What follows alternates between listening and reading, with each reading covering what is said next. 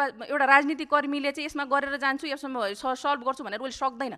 जग्गा प्रशासनमै काम गरेको मान्छेले सक्छ, नापीमै काम गरेको टेक्निकल मान्छेले सक्छ।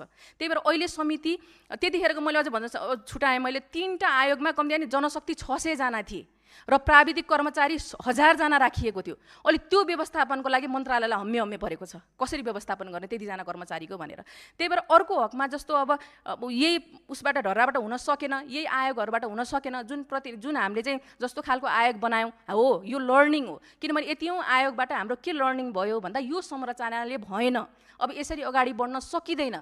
यही कुरा गर्ने हो भनेपछि हामी यो गभर्नमेन्ट पनि फेलियर हुन्छ भनौँ न। हामी सबैजनाको जुन एउटा सुकुम्बासी र अव्यवस्थित बसोबासीलाई लाल पूर्जा दिनुपर्छ, अब यही सरकारको पालामा दिनुपर्छ भनेको यो सम्भव थिएन। त्यही भएर हामीले के गर्यौँ, संरचनाहरू जिल्लामा सिडिओको अध्यक्षतामा समिति गठन गर्यौँ, समिति छ, त्यसमा पालिकाको प्रतिनिधि बस्नुहुन्छ, नापी सम्बन्धित नापी कार्यालयको चाहिँ सदस्य सचिव बस्छ। त्यसै गरी केन्द्रमा मात्रै 4 जना के अरे हामीले 4 जना राख्यौँ, 4 जना विज्ञ सदस्यहरू राख्यौँ, एकजना सदस्य चाहिँ उच्च अदालतको न्यायाधीशले लिड गर्नुहुन्छ यो कुरालाई। त्यही भएर अघि नै मान्यज्यूबाट आएको थियो, यो पनि राजनीतिक भर्ती केन्द्र भएन, यो टेक्निकल मान्छे काम गरेर जानेको मान्छे पूर्व कर्मचारीहरू नै हुन्। उहाँहरू जुन अहिले समितिमा हुनुहुन्छ उहाँ धेरै लामो समय चाहिँ भूमि प्रशासनमा काम गरेको मान्छे हुनुहुन्छ, धेरै लामो समय नापीमा काम गरेको मान्छेहरू अहिले त्यो समितिमा बसेर काम गर्दै हुनुहुन्छ।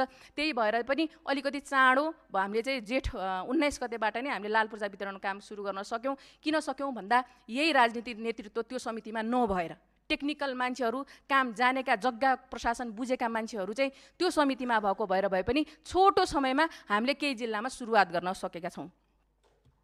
र यसै गर्दै गर्दा अब